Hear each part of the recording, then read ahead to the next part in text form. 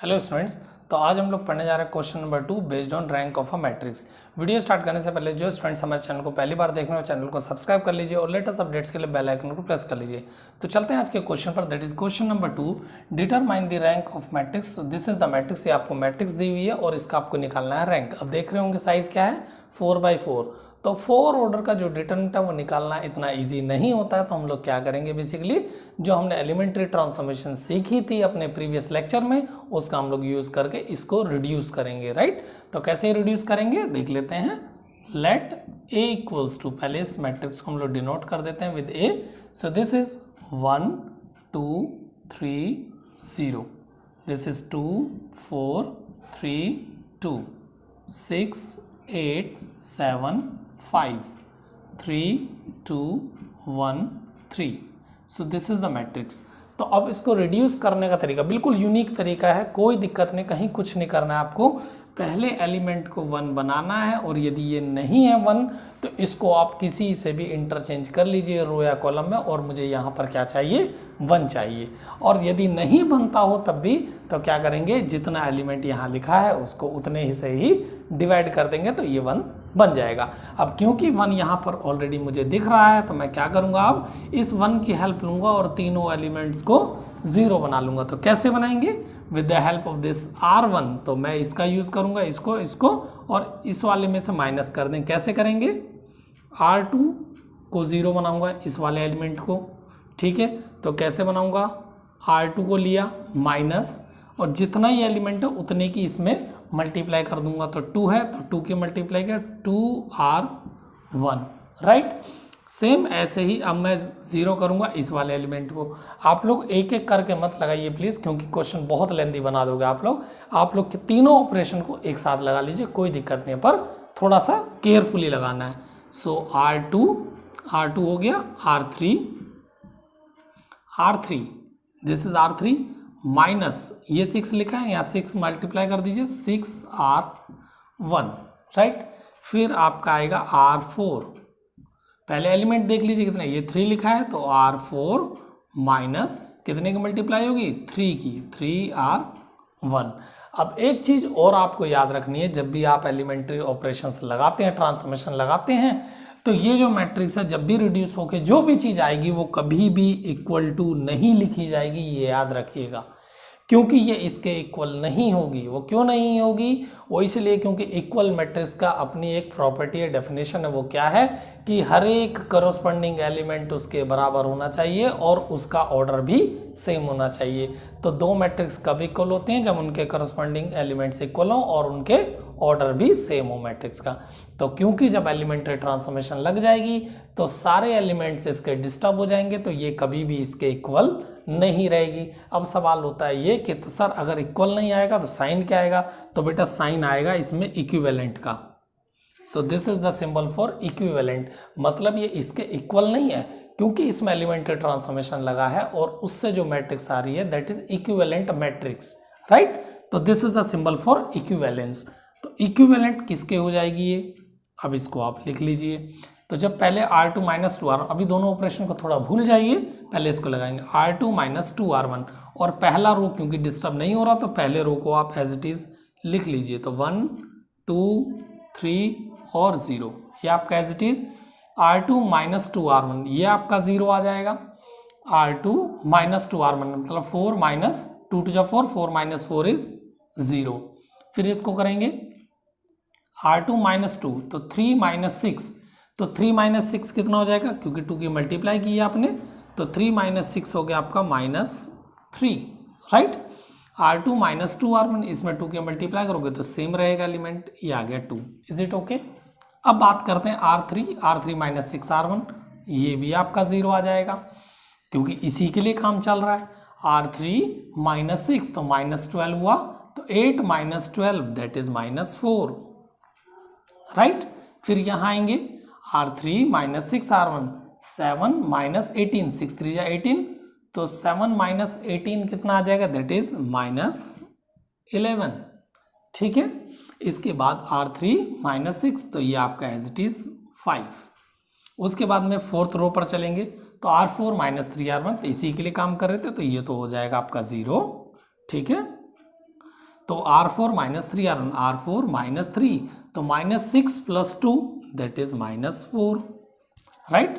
फिर R4 minus 3R1, तो -9 + 1 that is -8, okay. फिर R4 माइनस 3R1, तो ये आपका एज इट इज रह जाएगा। इतना आपको ऑपरेशन मेरे हिसाब से आपको समझ में आ गया होगा। अब मेरा काम क्या है, इस एलिमेंट को 1 बनाना। अगर ये 1 नहीं है तो नीचे वाले की हेल्प ले सकते हो और आप साइड में हेल्प ले सकते हो। तो कैसे करेंगे, कैसे इसको 1 बनाएंगे, तो या तो आप इन दोनों को देखो, अगर ऐड करोगे तो -1 मिल जाएगा, तो -1 को इधर ट्रांसफॉर्म कर दीजिएगा तो आपके पास यहाँ 1 आ जाएगा। तो मुझे बेसिकली क्या इस पोजीशन पर 1 चाहिए, या तो आप नीचे वालों की हेल्प लीजिए या फिर इधर कॉलम में हेल्प ले सकते हैं। इसके लेफ्ट में नहीं जाना और इसके ऊपर नहीं जाना है, ये बात मैंने आपको पहले ही समझाई थी। तो अब मैं चलता हूँ इधर की तरफ। तो जब मैं इधर राइट में मूव करूँगा तो देखो -3 + 2 मेरा -1 मिल जाएगा। तो इस मैं 1 को फिर ट्रांसफॉर्म करूँगा। कैसे करेंगे, तो मैंने लिखा इसको C3 को मैं चेंज कर रहा हूँ। कैसे कर रहा हूँ, C3, राइट, C3 + C4, ये आपका कॉलम नंबर 3 है, ये कॉलम नंबर 4 है। 3 को कैसे चेंज करूं, इसको इसके साथ ऐड कर रहा हूं, तो कैसे ऐड हो जाएगा, so this will be,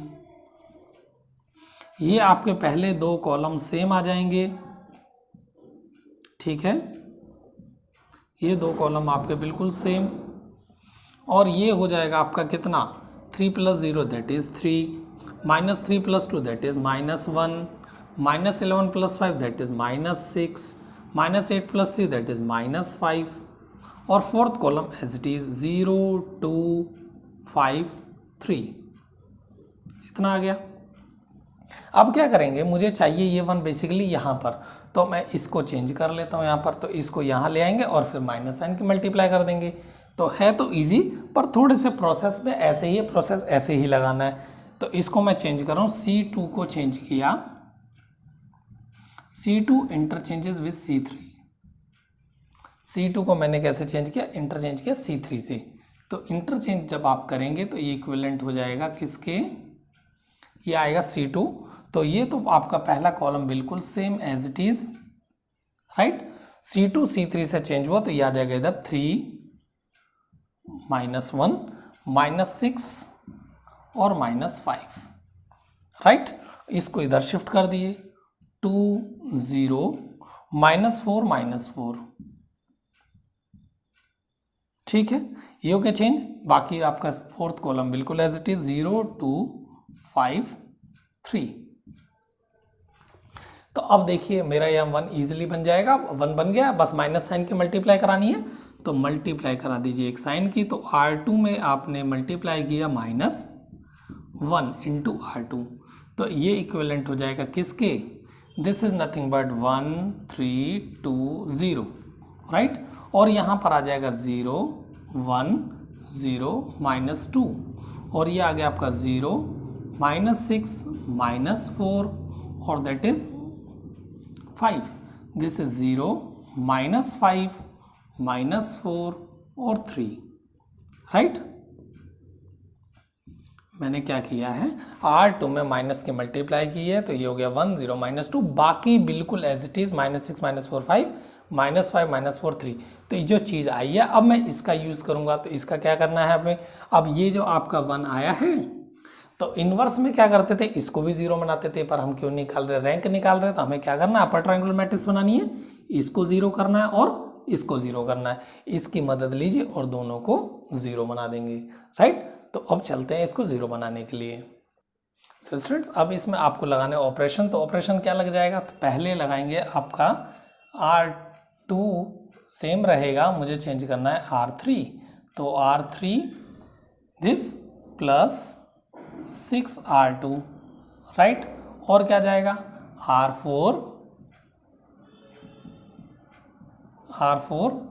plus 5R2। तो इसको ऑपरेशन को लगाएंगे तो क्या हो जाएगा, मैट्रिक्स रिड्यूस हो जाएगी आपकी, कैसे, तो पहले 2 रो आपके बिल्कुल सेम 1 3 2 0, राइट, 0 1 0 -2, ये एज इट इज लिखा। अब इन दोनों को ही 0 करने के लिए कर रहे हैं, तो ये तो आपका 0 0 आ ही जाएगा। तो चेंजेस बेसिकली कहाँ बनेंगे, यहाँ बनेंगे। तो क्या है R3 प्लस 6R2, तो R3 प्लस 6R2, तो 6 मल्टीप्लाई करेंगे तो सेम रहेगा, तो this is -4, right. R3 plus 6R2 तो ये -12 प्लस 5, तो दैट इज -7, ओके। फिर है R4 प्लस 5R2, तो R4 प्लस 5R2, तो R4 प्लस 5R2 मतलब -4 प्लस 0 दैट इज -4, और R4 प्लस 5R2, तो 5 2 जा 10 हो गया, -10 प्लस 3 दैट इज -7, ये आ गया। अब इसके बाद में हम लोग क्या करेंगे, अब ये तो 1 आ गया, अब मेरा मकसद है इसको 1 बना के इसको 0 करने का।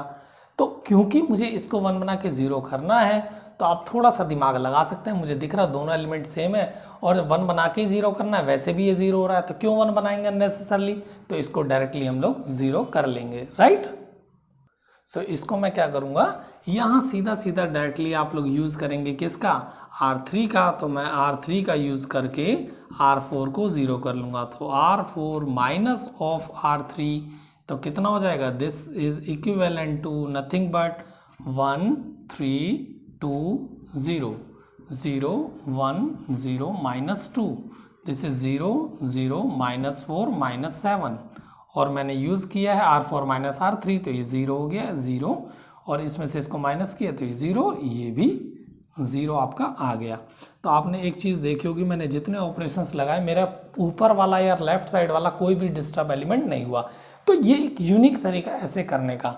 अब आप इसमें से देखिए 4th रो तो आपका, क्योंकि ये 0 है, लिख दीजिए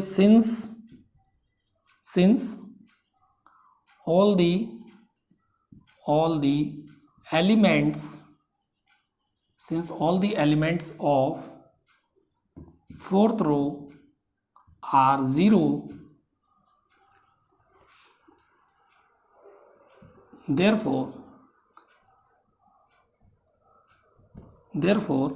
क्योंकि 0 है, therefore जब 0 है तो इसका मतलब क्या होगा, therefore fourth order minor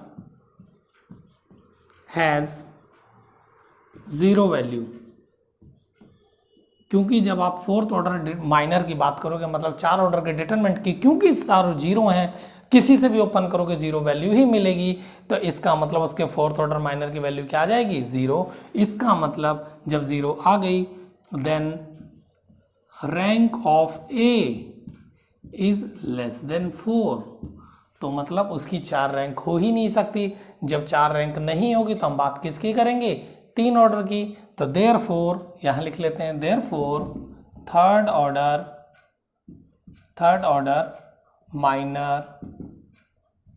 minor of A, तो आप कोई ऐसा ले लीजिए, तो कौन सा लेंगे, किसी के भी करस्पॉन्डिंग।